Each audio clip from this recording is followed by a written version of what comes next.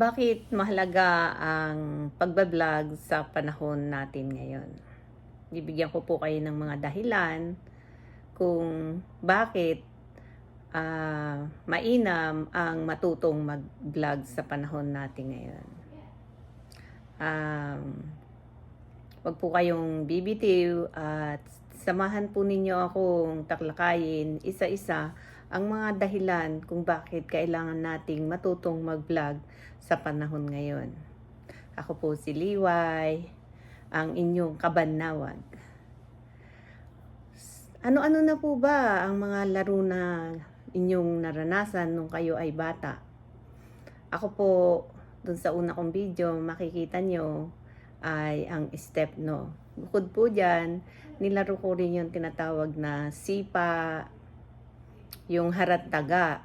Ang harantaga po ay nilalaro namin nung bata kami kapag masikat ang buwan. Nagdidilig lang kami ng tubig sa highway o sa road para yun ang gawin naming guhit para kami ay makapaglaro ng harantaga. Bukod pa doon po ay yung luksong tinik. So ilan lang po yun sa mga laro natin nung araw na hindi pa uso ang TV. So lumipas po ang panahon, nagkaroon na ng TV, nagkaroon na ng bisikleta, nagkaroon na ng cellphone. So dati po noon meron akong experience nung mahirap ang buhay. Nakikipanood kami sa kapitbahay. Pinagsasaran kami ng bintana kasi sa bintana lang kami nakikipanood. Pero ngayon po, meron na akong malaking TV. Yung kaya nang bumili kasi technology na po siya. So, pagkatapos ng TV, nagkaroon na ng cellphone. Dati ang cellphone, yung malalaki pa lang, palakihan. Ngayon ay paliitan na. Tapos ng cellphone, nagkaroon na rin tayo ng tinatawag na multimedia. Nagkaroon tayo ng Friendster. Tandang-tanda ako po noon nung nasa Manila pa ako. Yung estudyante ko ang gumawa ng Friendster ko. 2009 yata yun. Tapos kasunod ng Friendster, andyan na ang Facebook. Sumunod na rin yung tag. Sa tag po dati, yan yung ginawa kong break time ko. Minsan, at saka yung tinatawag na farm bill. Naku, naglaro po ako niyan, yung farm bill na yan. Kailangan kong bilangin yung oras ng pag-aani ko para hindi siya ma-wilt. So yun po ang mga naging libangan na natin sa makabagong panahon. Pero tumatagal po, nagiging mas advanced ang teknolohiya. Meron na rin po tayong tinatawag na online shopping, andyan ang Shopee, andyan ang Alibaba, andyan ang Lazada. So kung titingnan po natin, nung araw, tayo ay namimili lang sa talipapa.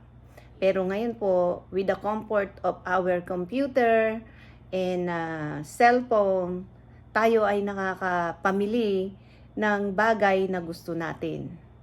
So, katulad din po ng pagbablog, ay naipopromote din natin yung mga bagay na gusto nating i-promote at natatalakay natin at nakakapag-impart tayo ng mga impormasyon ayon sa ating mga pansariling karanasan. So para po sa akin, ang pagbablog ay napakahalaga sapagkat po dadating ang nasa computer age na po kasi tayo ngayon, na kung saan lahat halos ng tao ay natuto ng gumamit ng computer. At halos lahat ng ating kailangan sa loob ng ating bahay ay nabibili na rin natin sa mga website. Yan. So, ang pinakamaganda po na dahilan kung bakit kailangan tayong mag-vlog ay dadating po ang wave ng technology na kung saan ang pagbablog ay isang form na rin ng communication na kapupulutan mo ng aral.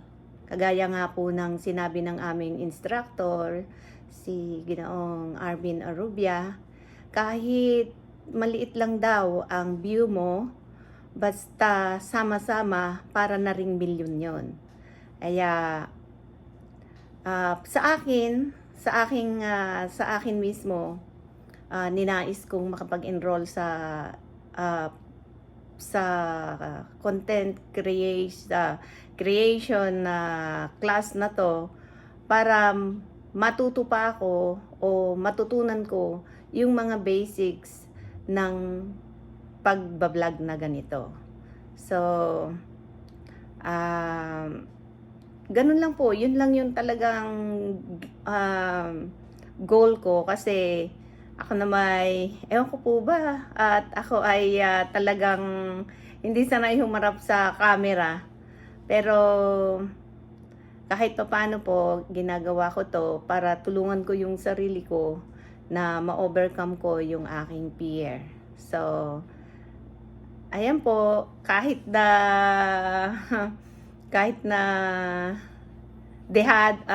kabado, tinatry ko yung best ko para gumawa ng ganitong assignment. So, kung kayo po ay nagnanais ding matuto na mag-vlog, ipalo po nyo si Sir Urubia. Malay po ninyo, mag-offer pa siya ng isang batch ng kanyang tuturuan. Napakahusay po na teacher. So, ganyan na lamang po mga kabandawag. Lagi po nyong isipin, bawal ang tamad. Bye-bye!